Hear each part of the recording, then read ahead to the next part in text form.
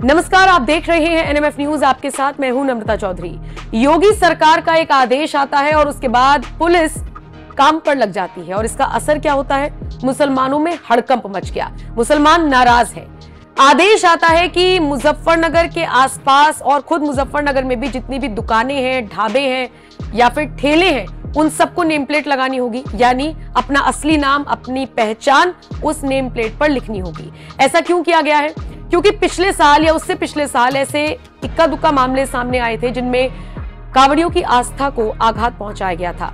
वो सारी चीजें इस बार ना हो, इसका ध्यान रखते हुए योगी सरकार ने यह आदेश दिया कि अगर आपका नाम अजय है तो आप अजय की नेम प्लेट लगाइए, आपका नाम इमरान है तो आप इमरान की नेम प्लेट लगाइए, असली नेम प्लेट लगाइए, ताकि कांवड़िए ये डिसाइड कर सकें कि उन्हें कहां से जल लेना है, कहां से उन्हें अपना पूजा सामग्री का सामान लेना है, कहां पर उन्हें रेस्ट करना है, कहां पर उन्हें फल खाने हैं। और ये सारी चीजें ऐसे वक्त में की गई जब सोशल मीडिया पर कई सारे ऐसे वीडियोज वायरल हैं जिनमें कोई दूध वाला दूध में थूक रहा है, कोई फल वाला फलों पे थूक रहा है, कोई रसगुल्लों में टॉयलेट करता हुआ नजर आए। ये मैं नहीं कह रही हूं, सोशल मीडिया पर ये वीडियोस वायरल हैं। इन सबको देखने के बाद पूरे देश में एक नेगेटिविटी का माहौल था और इसको भांपते हुए उत्तर प्रदेश की सरकार ने इस बार कांवड़ियों की आस्था का ध्यान रखते हुए उनके ऊपर यह फैसला छोड़ दिया है कि देखिए, हम तो नेम प्लेट लगा रहे हैं, अब आपका मन है, आपको जहां पर खाना है, जहां पर आपको सहूलियत लगे, आप वहां पर जाकर खा सकते हैं। कल को ये ना हो कि उनकी आस्था के साथ कोई आघात हो और फिर झगड़े वाली स्थिति बने। तो ये सारी चीजें सोचकर योगी सरकार ने तो फरमान जारी कर दिया,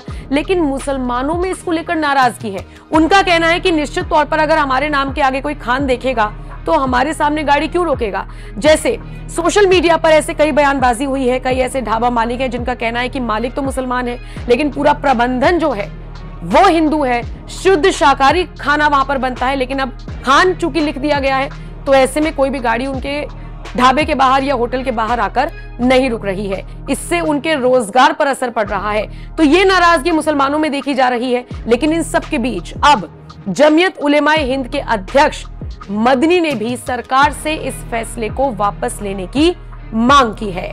मौलाना मदनी ने कहा कि जिस तरह से सदियों तक दलित वर्ग को छुआछूत का सामना करना पड़ा, उसी तरीके से अब मुसलमानों के साथ भी व्यवहार किया जा रहा है ताकि उन्हें दोयम दर्जे का नागरिक बनाया जा सके। जिस तरीके से दलितों का अस्तित्व अपवित्र बनाकर प्रस्तुत किया गया, उसी तरीके से मुसलमानों के साथ किया जा रहा है।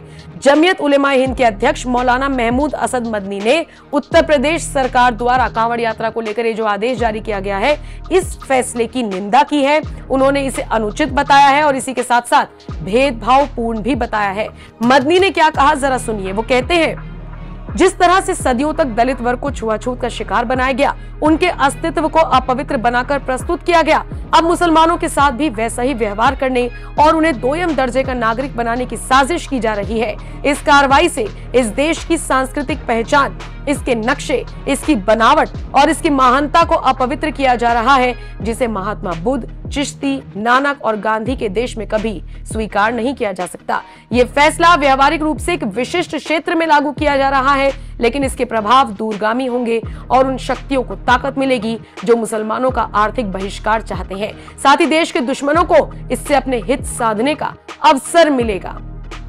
मौलाना मदनी ने उत्तर प्रदेश सरकार से मांग की कि वो इस निंदनीय फैसले को तुरंत तत्काल प्रभाव से वापस लें और सभी समुदायों के बीच एकता और सद्भाव स्थापित करने के लिए कदम आगे बढ़ाएं। मौलाना मदनी के इस मांग पर, इस बयान को लेकर आप क्या राय रखते हैं और योगी सरकार के फैसले पर आप क्या कुछ कहना चाहेंगे? कमेंट सेक्शन में अपनी राय हमें जरूर दें।